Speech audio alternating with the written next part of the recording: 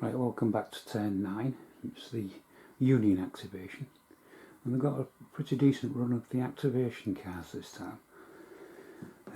The first to move was over here on the left flank, and the 1st Brigade of the 3rd Division advanced.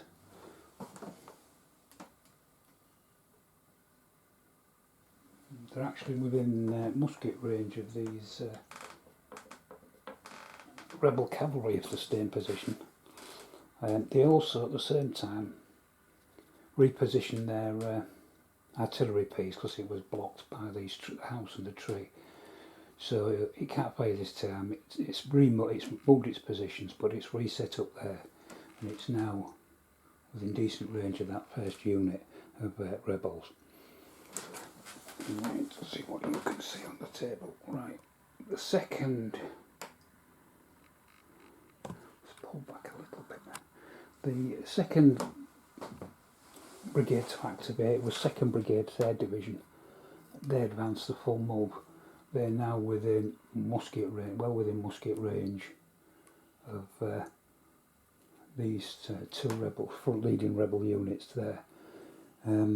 Their artillery is actually masked by their own troops, so this may have to move maybe somewhere over here, but we'll see if we get that in another activation.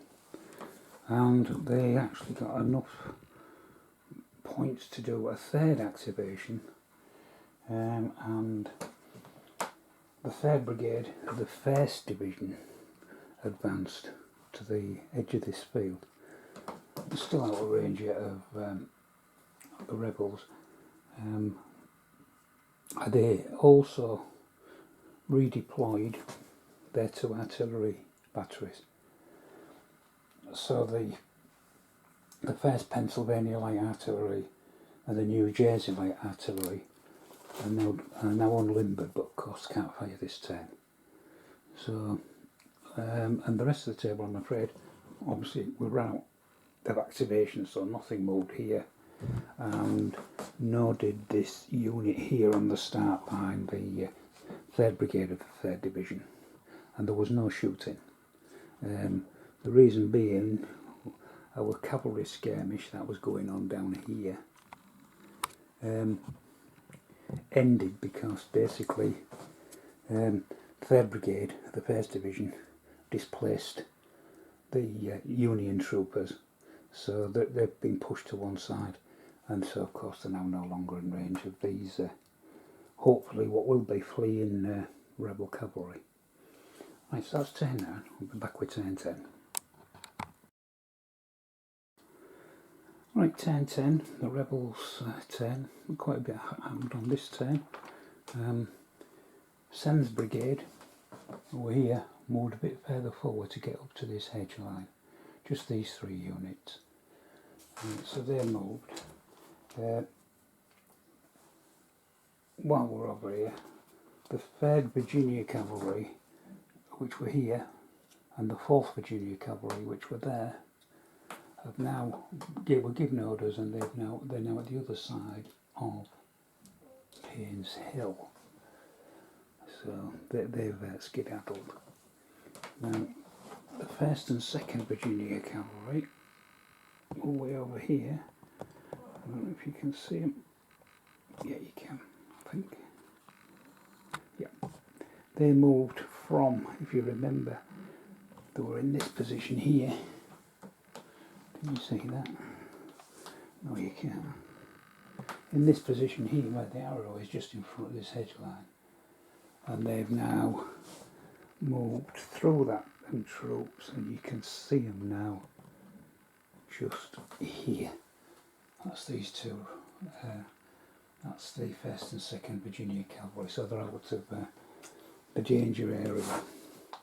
And the only other movement what happened was, I'm going to see it from here because it's the other side of the hill, so I'll move you a bit.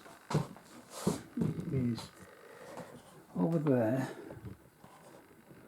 I'll pull back to give you a better idea. On Sen's Hill, Phillips Georgia Legion, part of Wofford's Brigade, moved from behind to take up a position on this flank. That's the Phillips Georgia Legion. Now from there we can get onto the shooting, and there was a lot of artillery shooting and the first musketry as well. So on the hill we had Reed's Georgia Battery, who fired again on the unfortunate 23rd New Jersey of the 1st Brigade of the 1st Division, scoring 2 hits. So they're down now to, you can't see, I'm talking to myself, aren't I? Daft lad. Fired on the unfortunate 23rd New Jersey, so they're now down to, got 3 crosses, so down to half the Relan. These rocks are actually, let's pull back a little bit more, these rocks are actually shielding these regiments, because if I put a line across on that rock, they would actually have to hit somewhere here on the pass beyond these units. So the poor old 23rd New Jersey are in the firing line. However, Carlton's artillery, which is here, changed his target, and he tried to do some counter battery fire onto the New Jersey light artillery, but never scored any hits. So that's the artillery there. Now, a little bit to the right here, left, should I say, is the Norfolk Virginia light artillery, and they fired again on the 49th. Can you see this? Yeah, the 49th Pennsylvania, and they scored another hit. Sorry, they scored 2 hits. This is the first time this regiment's been fired on, so they've got 2 crosses. They scored 2 hits on them. And moving a bit further across. Right, there's 3 puffs of smoke there. We're interested in the artillery, which is the right hand one. And that was Huger's light artillery, fired on the 36th New York, and they scored 1 hit. We'll be coming back to this regiment shortly. And the final artillery piece, he, get it closer, that's Manley's North Carolina battery over here. He fired onto the 23rd Pennsylvania and scored 2 hits. So they've now taken 2 hits, 2 losses in that. Now back to all this smoke in the centre, and the 41st Virginia here, can you see? Yeah, the 41st Virginia opened fire with muskets onto the 37th Massachusetts and scored 1 hit. Next door, the 61st Virginia let loose a volley into this poor regiment here with the 36th New York, who've been taking the brunt of the artillery and now musketry, and scored a massive 3 hits. So they're basically down to 1 Elan, and they're now broken. They're going to have to pull out of the battle because they are now not an effective unit. So they're going to have to be pulled out of the battle.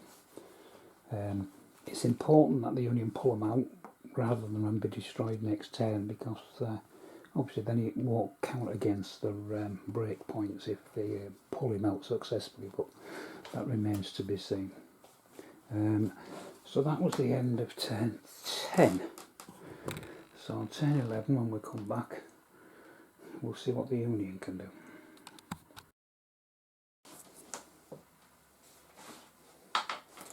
Right, turn 11, and it was the Union activation. They did a bit of rejigging here. This brigade, which was being shot to pieces from Paynes Hill, were ordered to move around to the side, see if they can find an easy way up, maybe up the foothills. Their artillery was sent on ahead, and it's now unlimbered, so of course it couldn't fire this turn. These are all moving in that direction to see if they can get round here and up to the side on the flank. They didn't fancy going up this straight up this slope into the face of the cannon and all these muskets. So that's what's happened there. Down here this brigade didn't move, but it did detach its artillery unit, so it's moved up here and unlimbered, so it can have a bit of a shoot up at Paynes Hill, so that the rebels haven't got it all the wrong way. It can shoot up there. Other movement, there was a bit of movement down here. The 3rd Brigade of 3rd Division moved forward, so they've moved forward a full movement. They also dispatched their artillery, which moved up. The Maryland, is that the Maryland? Yeah, Maryland Light Artillery has moved up and it's now deployed, so it could be used against that side or at the other side on Von Ketterin's farm. Here we'll see the Shattered Brigade, the Shattered Regiment withdrawing. It had taken 5 hits, so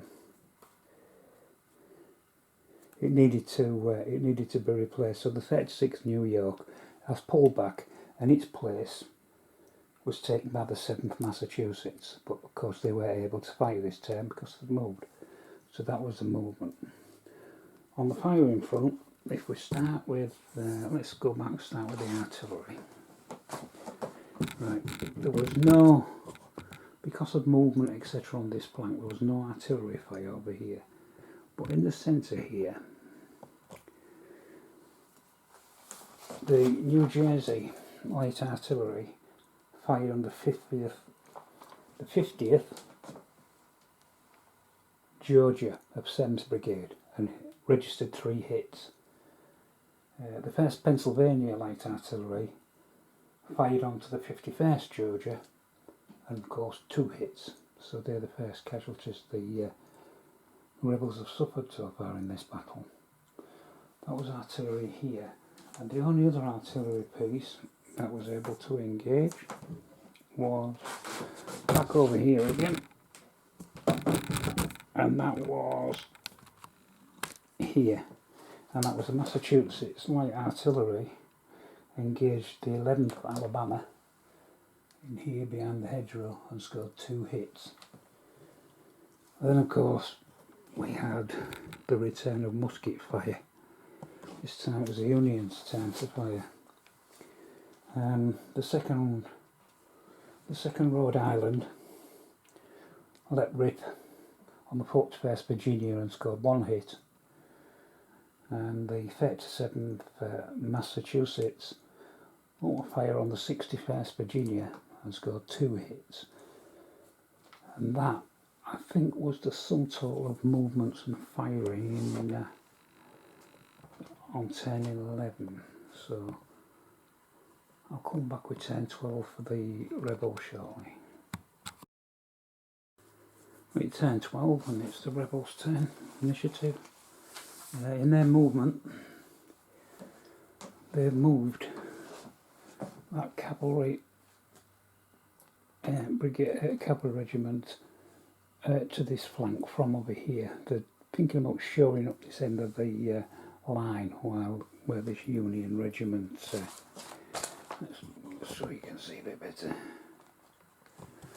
where this Union brigade is gathering, bringing the cavalry on there, and also I'll swing round the rest of the cavalry which were over at Von Ketteringham's farm. They've moved from out of that field and they've moved across, and they're making their way to the rebel left flank just in case they need to dismount to maybe give them some backup. The rebels are not keen to commit Kershaw's brigade yet. They want to see what's going to happen. We're in the middle of the field and on the right before they commit that brigade. Movements that, I think that was, oh no, there was one more movement here.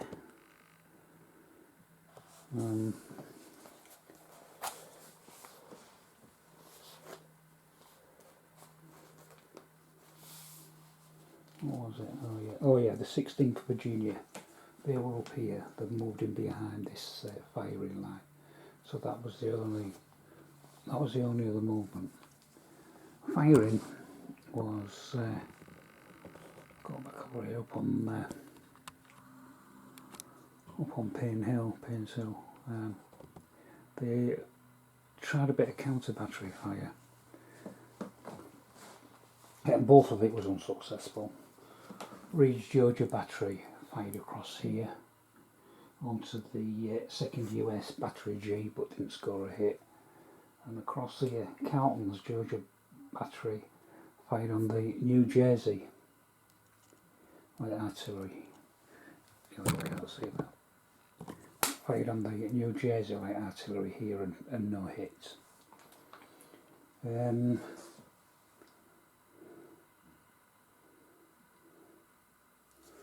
What else was there? Oh, do you know what? I've missed one there. I've missed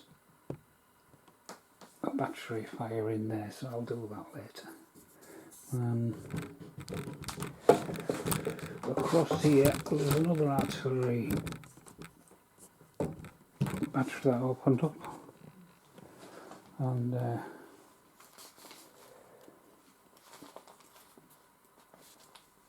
where is it? Can't find it. Oh yeah, here. Not much smoke around.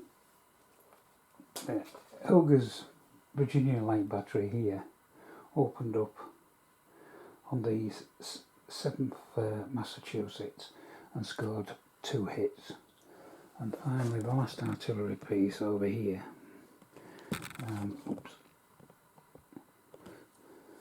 Manly's North Carolina battery opened up on the 23rd Pennsylvania and caused 4 hits, which meant they already had 2.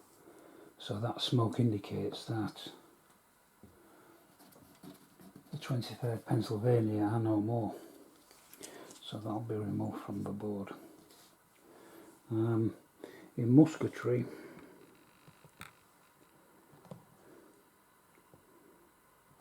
we had the 41st Virginia. 41st Virginia fired on the 2nd Rhode Island, causing 2 hits. The 61st Virginia fired onto the 37th Massachusetts with 1 hit, and the 6th Virginia took their fair shot, and it was a bit of a failure. Scored no hits onto the 7th Massachusetts. So I'll just do that missing artillery shot. They've got 5 shots left, 5 dice. So I'll be back in a moment. Right, I've done that now.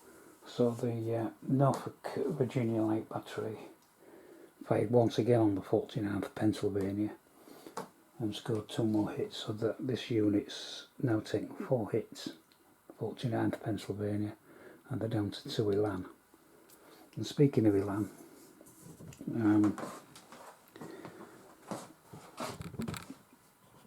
this is the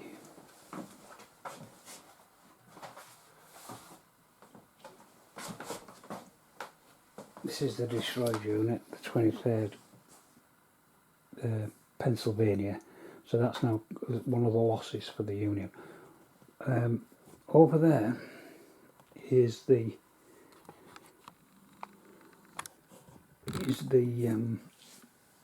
cavalry unit. I can't remember what it was called now. The 3rd Virginia Cavalry, which had taken 2 hits, remember, in the firefight when it was fighting at Clay Farm. Well,